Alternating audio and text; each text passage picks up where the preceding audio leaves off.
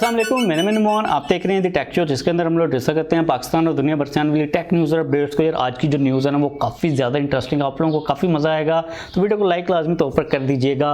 बात करें आज की पहली अपडेट की, तो Xiaomi ने अपना लोगो चेंज कर दिया और लोगो के अंदर इतनी कुछ ज़्यादा बड़ी चेंजेस उन लोगों ने नहीं की, बस उसके जो कॉर्नर्स थे उनको उन लोगों ने राउंड कर दिया हुआ। लेकिन पर्सनली तौर पर पहले वाला जो लोगो था वो मुझे ज़्यादा अच्छा लग रहा है as compare to this logo. इस लोगो के अंदर सीन काफ़ी हद तक जो एप्पल के आइकन्स होते हैं ना, जो ऐप्स के होते हैं, उस टाइप की फीलिंग देखने को मिल रही है। लेकिन आप लोग नीचे कमेंट्स के अंदर बताओ कि आप लोगों को पहले वाला लोगो ज़्यादा ठीक लग रहा है या फिर ये वाला लग रहा है। इसके बाद अगली अपडेट एप्पल के रिलेटेड ही आ रही है। तो एप्पल की जो डेवलपर्स कॉन्फ्रेंस होती है हर साल, जिसके अंदर एप्पल अपने सॉफ्टवेयर के रिलेटेड चीज़ों को, अपडेट्स को अनाउंस करता है, जिसके अंदर उसके iOS की अपडेट होती है या फिर जो उसके जितने भी डिवाइसेस के अंदर ऑपरेटिंग सिस्टम के वर्जन चल रहे हैं तो उनकी अपडेट्स मिलती हैं। तो उसकी जो डेट है वो 7 अप्रैल है। एक वर्चुअल इवेंट होगा जो कि काफ़ी इंटरेस्टिंग होता है। एप्पल का एप्पल नई नई चीज़ों को इंट्रोड्यूस करवाएगा सॉफ्टवेयर के अंदर, तो देखते हैं कि भाई एप्पल कौन सी नई चीज़ों को सामने लेके आता है।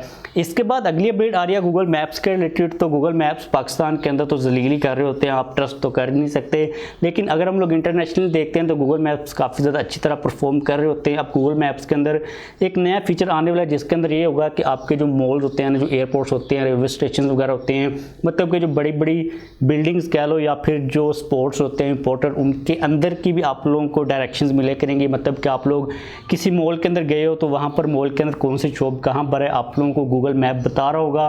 पाकिस्तान के अंदर इसके आने के जो सीन्स हैं ना वो काफ़ी ज़्यादा ऑफी हैं। अभी इनिशियली तौर पर US के अंदर New York, San Francisco, Oklahoma type के जो सिटीज़ है ना उसके अंदर आप लोगों को देखने को मिल जाएगा। इसके बाद अगली अपडेट यहाँ पर आ रही है गूगल और एप्पल दोनों की मिक्स। अभी एक रिसेंटली रिपोर्ट सामने आई है जिसके अंदर उन लोगों ने ये बताया कि जो गूगल है ना वो एज़ कम्पेयर टू एप्पल लोगों का जो डाटा कलेक्ट करता है ना, मतलब कि एंड्रॉयड से 20% वो ज़्यादा कलेक्ट करता है। मतलब कि जितना डाटा एप्पल अपने यूज़र से कलेक्ट करता है ना iOS के अंदर, उससे 20% ज़्यादा गूगल एंड्रॉयड के थ्रू कलेक्ट करता है। इसका जो अगर आप लोगों को मैं सीधा सीधा मतलब ये बताऊं कि भाई जो एंड्रॉयड के यूज़र्स हैं ना वो 20% तक ज़्यादा एड्स को देख रहे होते हैं, क्योंकि डाटा का डायरेक्टली तौर पर मतलब ये है कि एड्स। तो आप लोग यहाँ पर इजीली चीज़ों को अंडरस्टैंड कर सकते हो कि आपके माइंड के अंदर में भी क्वेश्चन आता हो कि भाई हमें इतनी एड्स को देखने को मिलती है एंड्रॉयड के अंदर, तो ये तो मिनिमम नंबर है। और एक चीज़ उन्होंने लोगों ने ये भी यहाँ पर बताई है कि अगर आपका फ़ोन आइडल भी पड़ा हुआ ना, तो आइडल कंडीशन के अंदर भी आपका फ़ोन तकरीबन 4 से 5 दफ़ा 1 मिनट के अंदर जो सर्वर्स होते हैं ना पीछे ऐप्स के या फिर ऑपरेटिंग सिस्टम्स के, उनके साथ कम्युनिकेट कर रहा होता है, मतलब कि उनको डाटा सेंड या फिर रिसीव कर रहा होता है। तो आप लोग इमेजिन कर सकते हो कि कितनी ज़्यादा कम्युनिकेशन चल रही होती है बैकएंड के ऊपर और आपका डाटा कितनी ज़्यादा अमाउंट के अंदर शेयर किया जा रहा होता है। इसके बाद अगली अपडेट अगर हम लोग नॉर्मल बात करते हैं एक स्मार्टफोन की जो कि आ रही है वीवो के रिलेटेड, तो अभी रिसेंटली वीवो ने अपना एक एंट्री लेवल का Y30 सीरीज़ का एक स्मार्टफोन इंट्रोड्यूस कराया जो कि Y30G है। इसके अंदर आप लोगों को काफ़ी ज़्यादा बेसिक स्पेसिफिकेशंस देखने को मिल जाएंगी। P65 प्रोसेसर है, IPS LCD डिस्प्ले है, 5000 mAh की बैटरी, और इसकी प्राइस भी काफ़ी नॉर्मल है। जब पाकिस्तान के अंदर आएगा तो हम लोग इसके बारे में बात कर लेंगे। इसके बाद अगली अपडेट यहाँ पर काफ़ी अगेन इंटरेस्टिंग आ रही है जो कि आ रही है बोस्टन डायनामिक्स के रिलेटेड। तो आप लोगों ने बोस्टन डायनामिक्स का तो नाम ऑलरेडी सुना होगा, जिनका स्पोर्ट रोबोट था। अभी इन लोगों ने एक नया रोबोट तैयार कर लिया जो कि आपके वेयर हाउसेज के अंदर जो बॉक्सेस होते हैं ना उनको अरेंज करेगा और ये काफ़ी ज़्यादा तेज़ी के साथ कर लेगा। यहाँ पर ये नंबर बताया जा रहा है कि 1 घंटे के अंदर ये तकरीबन 800 बॉक्सेस को अरेंज कर लेगा। मतलब कि जितनी भी फैक्ट्रीज होती हैं, जो शिपमेंट्स के मतलब इदारे होते हैं, इदारे नहीं कहूँगा, मतलब कि जिनका बिजनेस चल रहा होता है शिपमेंट्स वगैरह का, वेयर हाउस की डीलिंग वगैरह का, तो उन लोगों के लिए इस रोबोट को डिज़ाइन किया गया है। और इसका जो सेटअप है वो काफ़ी ज़्यादा मिनिमलिस्टिक है, मतलब कि आप लोगों को कोई हैवी किस्म की गाइडलाइंस देने की ज़रूरत नहीं है। काफ़ी नेचुरल इन्वायरमेंट के अंदर ये परफॉर्म कर सकता है और देखते हैं कि भाई ये फ्यूचर के अंदर किस तरह परफॉर्म करता है और एक्चुअल लाइफ के अंदर, एक्चुअल रियल इन्वायरमेंट के अंदर किस तरह परफॉर्म करता है। लेकिन जो बोस्टन डायनामिक्स है ना भाई, इनके जो रोबोट्स हैं वो काफ़ी ज़्यादा इंप्रूव होते जा रहे हैं और ये रोबोटिक्स की मार्केट के अंदर मुझे लग रहा है कि एक सिंगल प्लेयर ही चल रहे हैं, मतलब कि और की कंपनी नज़र नहीं आती जो कि इनकी लेवल इस लेवल के ऊपर काम करी हो जिस लेवल के ऊपर ये लोग काम कर रहे हैं।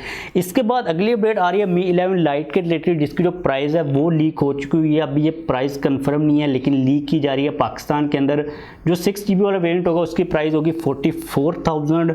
अब मुझे पता है कि आप लोगों की तरफ से काफ़ी क्वेश्चन आएगा कि Redmi Note 10 Pro वर्सेस मी 11 लाइट, तो आपको मैं अपनी ओपिनियन दे देता हूँ सिंपल लैंग्वेज के अंदर, क्योंकि जो डिफरेंस है वो काफ़ी ज़्यादा कम है। आपको कैमरा के अंदर डिफरेंस देखने को मिल जाता है।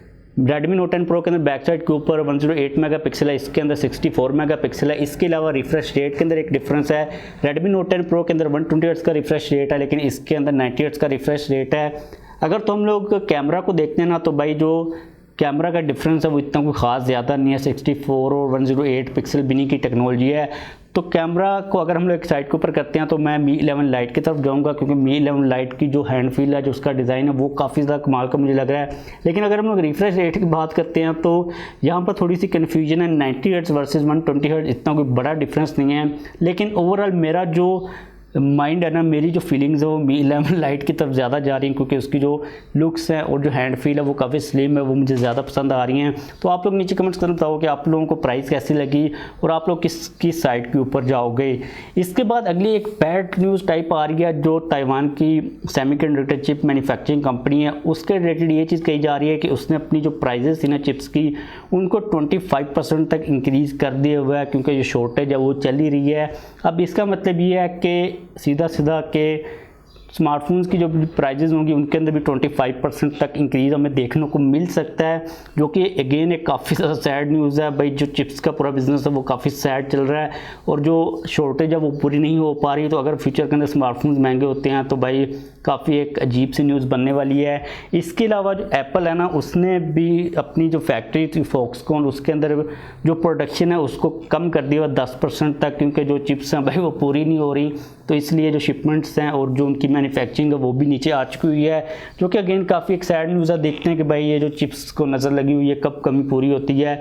और एकदम से मुझे लग रहा है मेरे माइंड के अंदर जो सिक्स सेंस वो ये भी कह रही है कि ये आपस में मिलकर हमें पागल तो नहीं बना रहे, चिप्स की जो शॉर्टेज है वो शो अप करवा के हम लोग स्मार्टफोन्स की जो प्राइजेज़ है वो ऊपर लेके जाएं, क्योंकि जो कंपटीशन है, कंपटीशन की वजह से भाई स्मार्टफोन्स काफ़ी सस्ते हो चुके हुए थे, काफ़ी अग्रेसिव डील्स हमें देखने को मिल रही थी। इसके बाद अगली अपडेट आ रही है पाकिस्तान के अंदर सोशल मीडिया के रूल्स को लेकर। तो आप लोगों को पता है कि पिछले साल तकरीबन 1 साल होने वाला है कि पाकिस्तान के अंदर जो न्यू सोशल मीडिया रूल्स को इंट्रोड्यूस करवाया गया था, जिसके बाद जो बड़े बड़े प्लेटफॉर्म्स हैं उन्होंने कहा था कि भाई हम लोगों ने इनको नहीं माना, हम लोग आपके कंट्री को छोड़ जाएंगे। तो अभी रिसेंटली गवर्नमेंट ने एक कमेटी बनाई है जिसको कि इन सोशल मीडिया रूल्स के ऊपर नज़रसानी करेगी, इनको देखेगी ये ठीक है या फिर नहीं है, जो कि अगेन काफ़ी एक अच्छी चीज़ है कि इनके ऊपर देखने की ज़रूरत भी थी, क्योंकि ये बिल्कुल भी ठीक नहीं थे। इसके बारे में भाई इतनी बात ही करूँगा, बाद में मुझे फिर वीडियो को ट्रिम ना करना पड़ जाए। इसके बाद अगली अपडेट यहाँ पर आ रही है DIRBS के रिलेटेड। तो अभी recently mobile and wireless forum है, उनकी एक केस स्टडी आई है जिसके अंदर लोगों ने बताया कि पाकिस्तान के अंदर DIRBS के सिस्टम को इम्प्लीमेंट करने के बाद क्या क्या अचीवमेंट्स हुई हैं। तो उन लोगों ने कहा कि फर्स्ट ऑफ ऑल तो जो मोबाइल चोरी होते थे, इलीगल स्मगलिंग होती थी, जो टैक्स पे नहीं किया जाता था, वो काफ़ी हद तक कंट्रोल कर लिया गया। इसके अलावा पाकिस्तान के अंदर काफ़ी ज़्यादा इंडस्ट्रीज़ लग रही हैं और जो सब्सक्राइबर्स का नंबर है वो भी बढ़ता जा रहा है। जो 2G सब्सक्राइबर थे वो कम होते जा रहे हैं और जो 4G सब्सक्राइबर्स थे उनकी रेशो काफ़ी ज़्यादा बढ़ती जा रही है। मतलब कि सारी जो अचीवमेंट्स थी ना, ये वाला जो स्टेप था, उनका जो गोल था वो टारगेट के ऊपर हिट किया और उसके जो बेनिफिट्स हैं अब पूरे पाकिस्तान को मिल रहे हैं, जो कि अगेन काफ़ी एक अच्छी चीज़ है। और हम लोग इन सारी चीज़ों को खुद भी मोनीटर कर ही रहे हैं, देख ही रहे हैं, जो हमें रिजल्ट्स हैं वो क्लियरली तौर पर नज़र आ रहे हैं। इसके बाद जो अगली अपडेट आ रही है ये भी काफ़ी ज़्यादा इंटरेस्टिंग है, जो कि आ रही है पेपाल के रिलेटेड। तो भाई फाइनली पेपाल ने भी अपने पेमेंट के सिस्टम के अंदर क्रिप्टो करेंसी को इंक्लूड कर दिया। मतलब कि आप लोग पेपाल के थ्रू क्रिप्टो करेंसी को यूज़ करके शॉपिंग वगैरह कर सकते हो, जो पैसे वगैरह उनको ट्रांसफ़र कर सकते हो। तो जो कि काफ़ी अगेन एक अच्छी न्यूज़ है, लेकिन हमें इसके ऊपर बात करने की ज़रूरत नहीं है ना। तो हमारे भाई मुल्क के अंदर पेपाल है और क्रिप्टो करेंसी भी इलीगल है, तो हम लोगों को इसके ऊपर बात करने की, टाइम वेस्ट करने की ज़रूरत नहीं है। हम लोग मूव करते हैं नेक्स्ट अपडेट के ऊपर, जो कि आ रही है ओप्पो के रिलेटेड। तो अभी रिसेंटली कुछ स्क्रीनशॉट्स लीक हुए हैं जिनके बारे में कहा जा रहा है कि ओप्पो Reno 6 के हैं। इसके अलावा 3C सर्टिफिकेशन के ऊपर भी ओप्पो Reno 6 लिस्ट हुआ है। तो अगर हम लोग इन सारी लीक्स को कंबाइन करके बात करते हैं Reno 6 की स्पेसिफिकेशंस की, तो ये चीज़ कही जा रही है कि हमें Dimensity 1200 का प्रोसेसर मिलेगा, 65 वाट की फास्ट चार्जिंग की सपोर्ट होगी, उसके अलावा 5G का ऑप्शन भी देखने को मिल जाएगा। तो इतनी जो स्पेसिफिकेशंस अभी तक सामने आई हैं, तो देखते हैं कि भाई ओप्पो Reno 6 कब आता है, क्या स्पेसिफिकेशंस होती हैं और क्या डिज़ाइन होता है। डिज़ाइन को तो ओप्पो को डेफिनेटली चेंज करने की ज़रूरत है, इतना प्लेन सीधा सीधा डिज़ाइन है जो कि इतना कोई अट्रैक्टिव नहीं है। तो बस आज के लिए हमारे पास यही टेक न्यूज़ अपडेट्स आ रही थी। वीडियो को खत्म करते हैं, जाने से पहले अगर आप लोगों ने वीडियो को लाइक नहीं किया तो लाइक कर दीजिए, अगर आप लोगों ने चैनल को सब्सक्राइब नहीं किया हो तो चैनल को भी सब्सक्राइब कर लीजिए।